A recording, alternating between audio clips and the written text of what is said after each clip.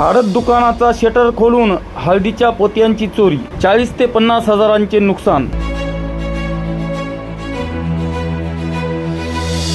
आपण पाहत आहात जनसावली न्यूज वसमत। शहरालगत असलेल्या आशेगाव रोडवर आर्यन ट्रेडिंग कंपनी नावाच्या आडत दुकानात ही घटना घडली।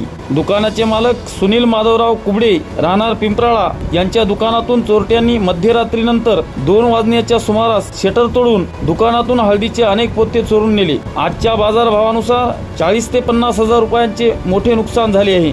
जनसावली न्यूज वसमतसाठी बाळासाहेब कांबळे।